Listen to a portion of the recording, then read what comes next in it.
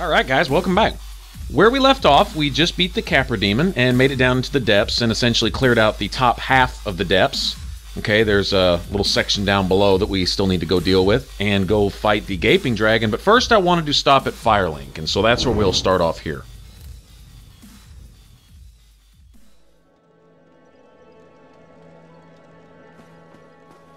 Rather than suffer you guys through the trip back down the waterway, I just figured we'd start right here. Didn't take me too long to get back here. One thing I forgot to do earlier was talk to Knight Lautrec there, after having released him from his cage in the Gargoyle Chapel. Okay, make sure I don't have any more Firekeeper souls in my pocket, because this will probably be the last time I talk to him here. Then he's going to do something really dastardly and disappear. I am grateful to you for freeing me. Oh, let's take a free one of those. Not enough for you? Well, Go ahead and make sure I go through all the dialogue real quick.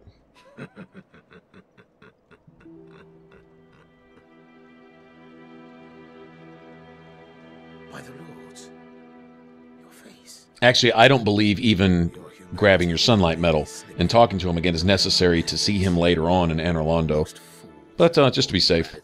Then they know what to do with. Now, who do you imagine will make the best use of it?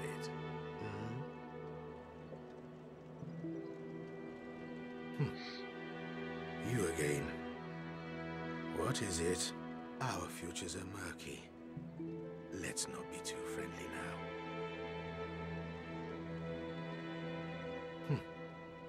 now. Okay, that should be it. Alright, now I have my Sorcerer here, and since we entered the depths and freed our Pyromancer from the barrels, from the clutches of the Butcher who was about to make lunch out of him, I believe, or breakfast, or dinner, whatever. Here he is, and so now I can upgrade not only my Pyromancy glove, but I can also buy some more Pyromancies. Oh yeah, by the way, I can share my spells with you. I think you have a knack for it. All you need are the materials. I'll be pleased to help you. Unless you find the magic's unsavory. Yeah, wonderful. I'm sure that, you know, they'll be of some use. Now this is one of those situations where no actually means yes.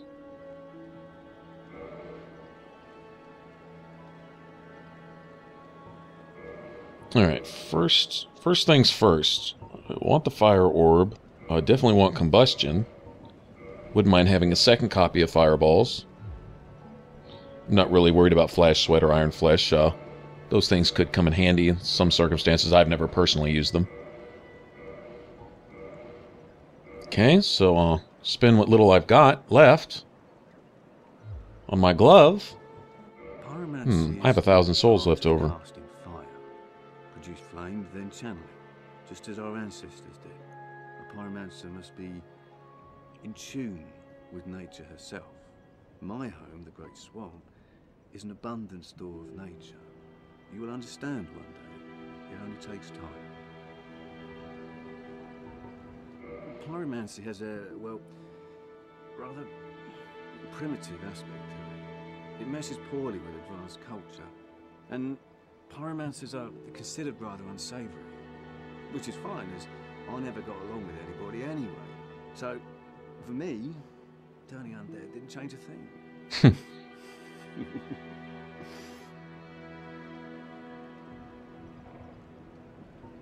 A pyromancer's flame is a part of his own body. The flame develops right along with his skill. Oh, sorry. You're a pyromancer yourself. You already know this. A pyromancer's flame... Oh, goodbye then. Come back if you... Okay, that's it for the dialogue. Now, I might want to pop some of the souls in my pocket and go ahead and upgrade my glove again. Might as well. I've got quite a few of these things now.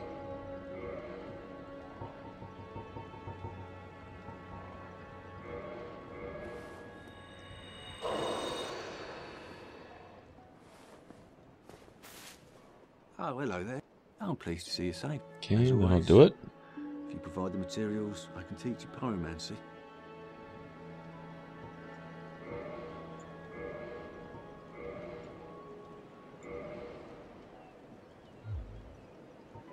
Alright, so he wants 4,000 for the next upgrade to get it to 5. Alright. I'll be sure to do that. You know what? One more. Just one more. One more. Oh, hello. Oh, please. As all. That ought to cover it.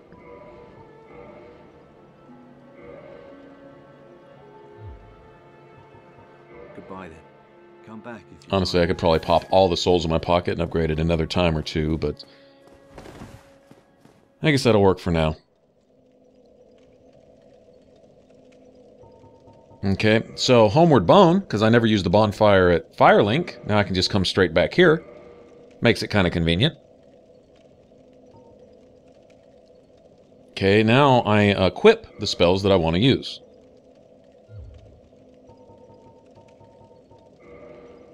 Dark Souls 2 had the same system of attunement. The higher your attunement, the more spells you could actually equip for yourself. Alright, let's see if we can't find a summons. We'll at least make sure to summon Solaire down there. You know, I'm thinking back. I don't think I summoned Solaire at the Gargoyles, and I'm thinking that may affect me later at Anor Londo. It's possible. We'll find out when we get there.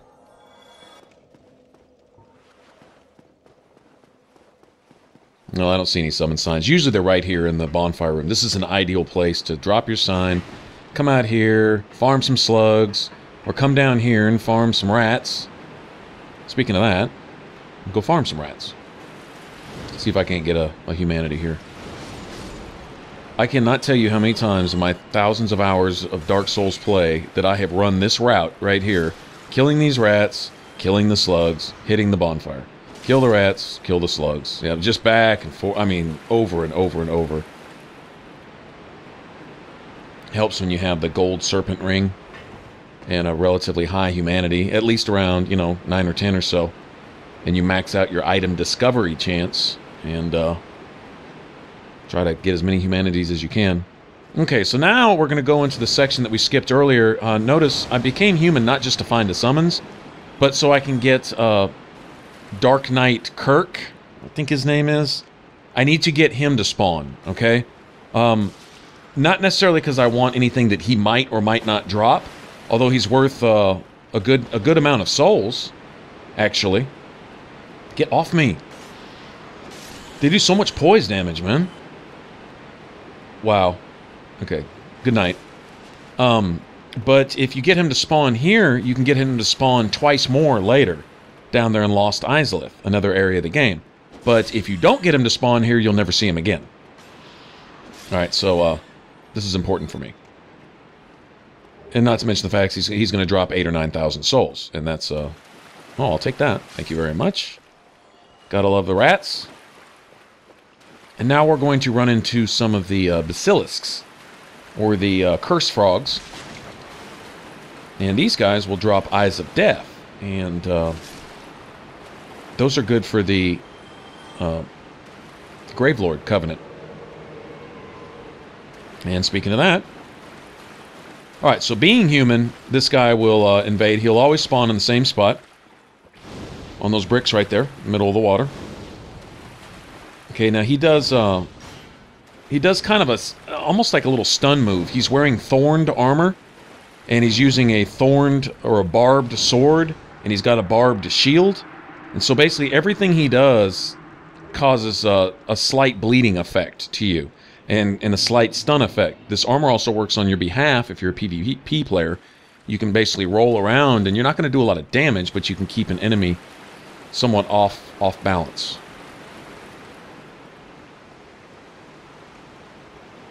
They came up with something similar to that in Dark Souls 2 with the Ring of Thorns. And basically, it's when you hit somebody wearing the Ring of Thorns, you kind of get knocked back a little bit. It's hard to pull off lengthy combos on them because they're basically doing a little tiny bit of damage back to you to pay for hitting the other player. And, I don't know, interesting mechanics with that. The Gravelord, I believe, requires the most sacrifices of any of the Covenants. The other covenants require humanity. This one requires the Eyes of Death, and I think to reach the last tier in the Gravelord Covenant, you need it's a grand total of somewhere between 80 and 110 Eyes of Death sacrificed to Gravelord Nito, and you essentially have to get all of them to him before you battle him down in the Tomb of the Giants, or you have to wait till your next playthrough. Interesting, though, if you were in the Gravelord Covenant and you kill Nito, you can stay in the Covenant and get its benefits. You just can't progress in the Covenant anymore, because you'll have no one, essentially, to offer Eyes of Death to. But you don't lose everything you've got. In other words, there's a miracle, and there's some stuff involved with the Gravelord Covenant. I'm not sure if you can use the Eye of Death in another player's world, and that's a whole different game mechanic, and it doesn't do anything until New Game Plus anyway. But essentially what it does is it puts red phantoms in your victim's world, and then there's somewhat of a summon type of sign left behind wherever you are in your world. When they find that summon sign in their world, they can come and invade your world up to, I believe, 3 players. And so you can put the Eye of Death down, and it will harass 3 random players in their world. And I believe you get a reward every time they die until they find your sign and come in and invade you. And then if you kill them, they also drop an Eye of Death for that, if I'm not mistaken. And it's cool. It's another form of PvP. I think it's the principle where they got some of the covenants in Dark Souls 2 from, where instead of somebody invading your world, you are drawn into their world. It's a similar kind of principle. Yeah, it's kind of neat, I guess. But it has no effect on you in New Game. The red phantoms won't appear in your world until New Game Plus. And I don't believe the other player's sign will appear in your world until New Game Plus either. You may get a message saying disasters are only finished when the Grave Lord's servant has been slain, or something like that. You may get that message, but it's still not actually affecting your world in New Game. So, anyway. Alright, so we got Kirk, and we got our Evil Eye Ring. You saw that. Okay, and what that does is it gives you a tiny sliver of health for every enemy you kill. Alright, we've dealt completely with Lautrec up to this point, so his summon sign is right there. He's useless in a fight. I don't want him. He can't block, and so the dragon usually stomps on his face 2 or 3 times and kills him.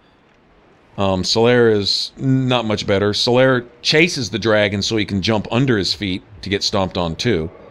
But on the off chance I can keep him alive, which he tries to get himself killed as hard as he can. But if I could keep him alive, and if I had a really, really powerful weapon where I could dispatch the dragon quickly, I might be able to, but that's not the case, so odds are he's going to die. But if he stayed alive, I would get a Sunlight Medal for having him. Other than that, I'm essentially going to be soloing the Gaping Dragon. Anyway. So here we go. Alright, got this cool arena to fight in. Okay. Oh, look, a little lizard dude. Hey, little buddy, you might want to get out of the way because we're about to have a boss fight here. And, you know, I wouldn't want you to get hurt and get stabbed. Oh, my God. What the hell is that? Okay. And he just keeps going and going and going. That's a big boss. That is a really big boss. So cool, man.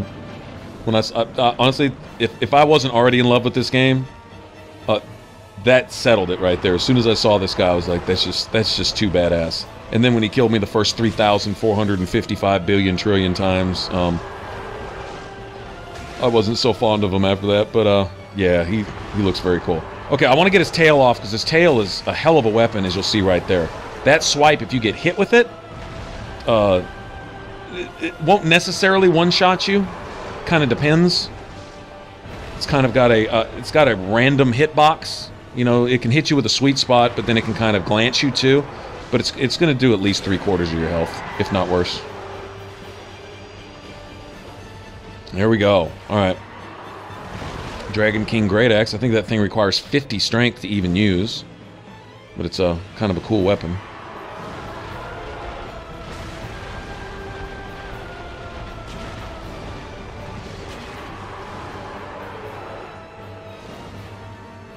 Fire orbs do not quite twice the damage that fireballs do, but close.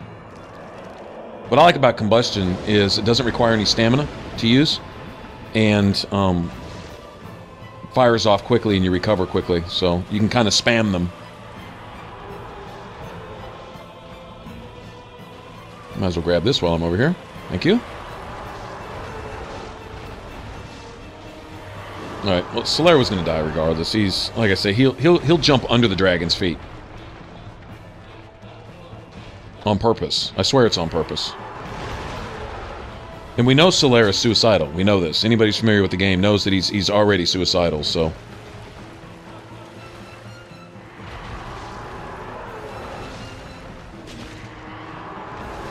And that nub has a bigger hitbox than what it looks like, by the way. I swear I've cleared that thing by, I don't know, what looked like 15 or 20 feet, and it still hit me. And killed me. It hits just as hard as the full tail would.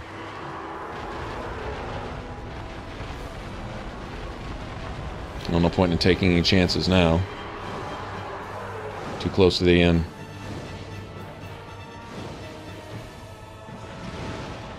I like that pause. After he does the walk move, if you get caught under his feet when he's doing that, each hit won't necessarily one-hit you, but you will get hit by multiple hitboxes.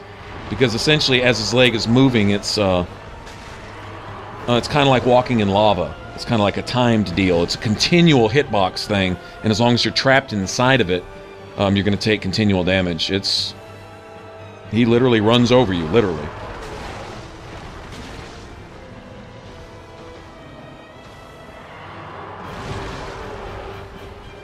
Alright, we're almost there.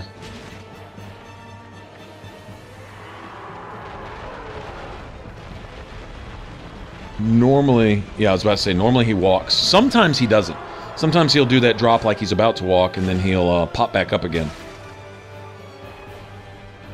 Oh man, I can't believe I missed.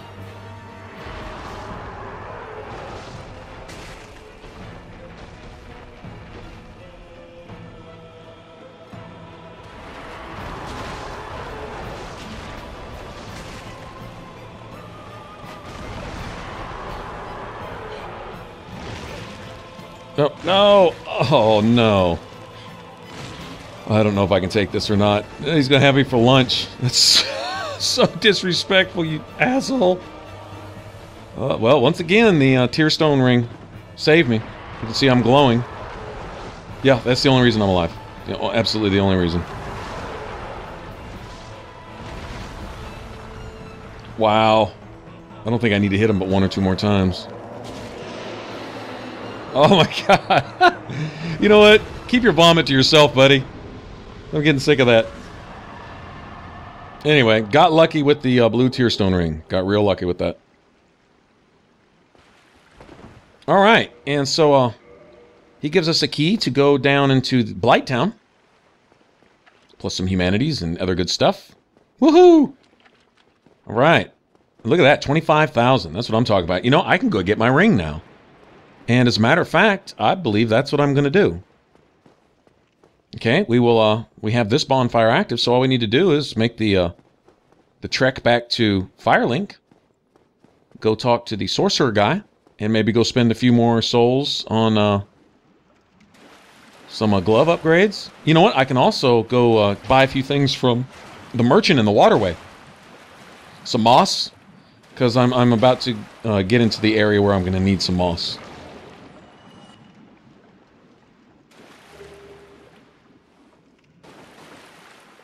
And there we go. And this is why I farm the slugs. Green Titanite is used to upgrade everything from fire weapons to divine weapons and things of that nature.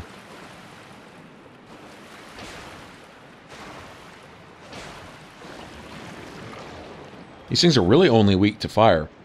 They're almost immune to lightning and sorcery and physical damage. I mean, not immune. You can still hurt them, but fire does a whole bunch more damage.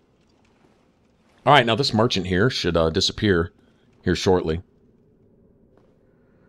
I believe once you've killed the gaping dragon and you leave the area, or bonfire out, or do whatever, then he disappears. Alright, we have a very long ladder leading down. And we will get to that next. Normally, I would skip Blighttown because there's nothing down there that I'm going to use. You have a katana called the Iato, and there's a little trick to getting that. It can be annoying. And then you have the little ninja suit. It's the Shadow Garb, I think is what it's called, but it's essentially a ninja suit. It's got a little mask, and it's really, really light armor, and it's basically completely useless for its weight. It's and there's really no benefits to it at all whatsoever. But it's a ninja suit, so, you know, if you're into that sort of thing. Which I kind of am, but it's so useless, considering its weight, that I don't bother with it. If you get caught in the vomit from the Gaping Dragon, by the way, it will degrade your equipment quickly. Anyway, all right, so having made it out of the depths, walking back towards Firelink, let me stop right here and go ahead and stock up on some moss and some other things.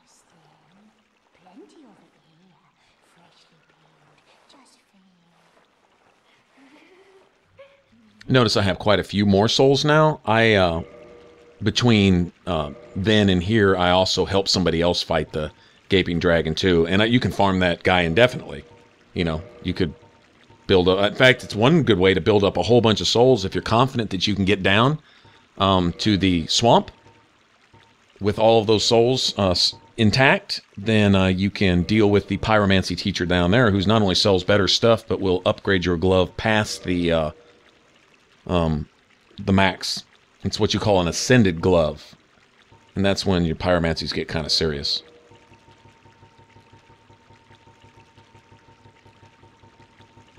And these things will come in handy in Lost Izalith. So I'm kind of looking ahead. Don't know exactly how many I'm going to buy. Oops. Oops. Oops. Okay, I want 40. Can I have 40, please? Thanks, please. Thanks. Okay.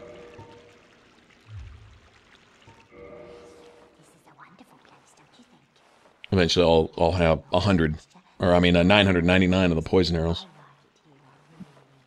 Buy them hundreds at a time, but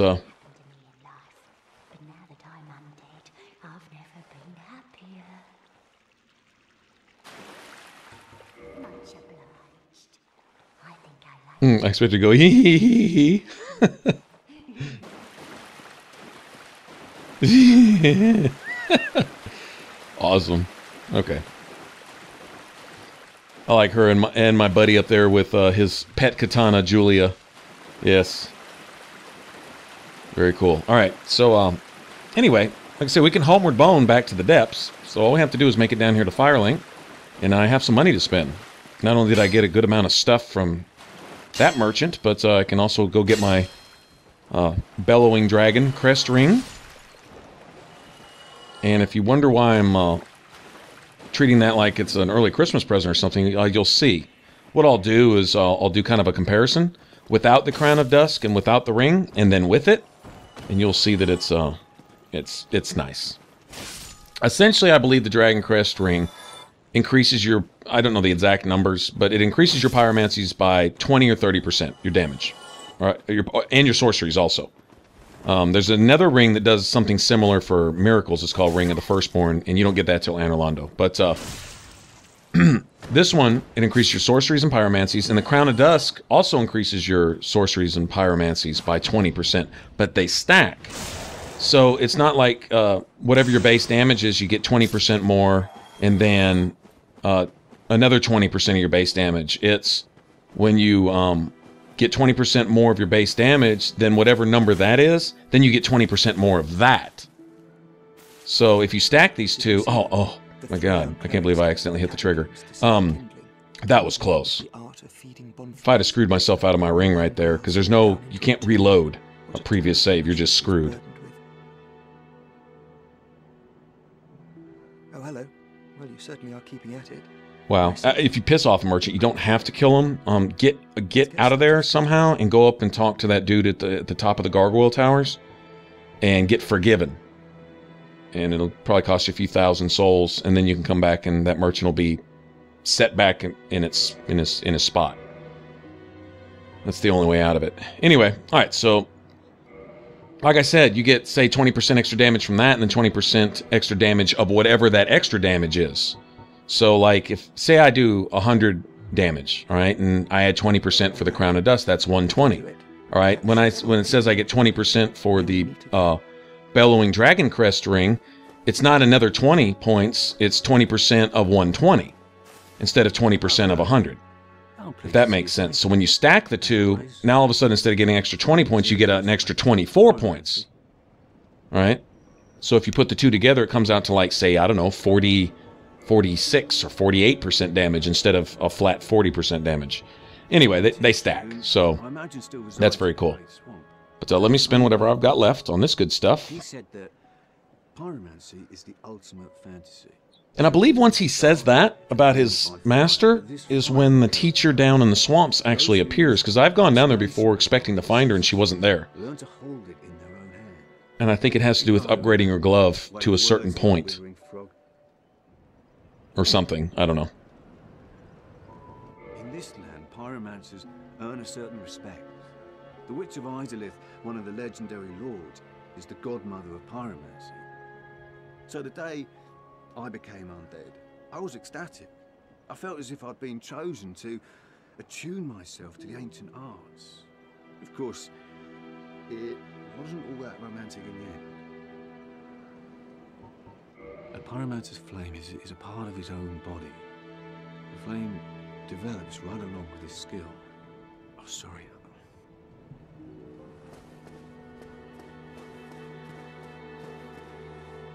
You know, I believe the Bellowing Dragon Crest ring increases your magic damage by 30%, and the Crown of Dust by 20. So I believe it's upwards of 50% extra damage when you stack the two. Closer to 60, actually. Come to think of it, maybe even more than 60. I don't know. Well, we'll see. You can do the math for yourself, but what I'm going to do is I'll take the Crown of Dust off, okay, and I don't have the Dragon Ring on right now. Okay, so I'm getting no damage buff. And we'll try a basic combustion on this hollow guy here, or something. Come on, buddy. Come on, torch bro. Wow, really? How did I lock on? Okay, alright, hold on, let me try this again. Okay, so we got 163. Alright? Now, let's put these on. Alright? And we're going to get the same enemy. If I try it on a slug, slugs have different defenses. So let me try it on another hollow, and you'll see the damage difference. From 163 to 265, is that what that said? 255? Alright. So, essentially an extra 100 points of damage on something with a base damage of 160. I don't know what the math is on that, but it's a lot. Okay. So I think you're pushing 60-something% extra damage. Maybe even more. Alright, let's try it again. Okay, let me try it on one of these slugs. Okay, 175 base damage. Alright, let me put these on.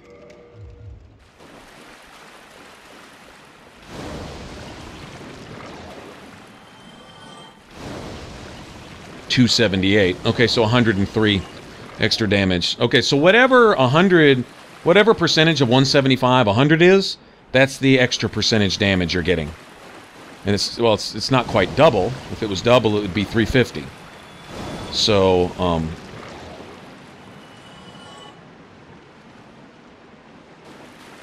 let's see. What percentage of 7 is 4? Because that's essentially what it is. It's 4/7.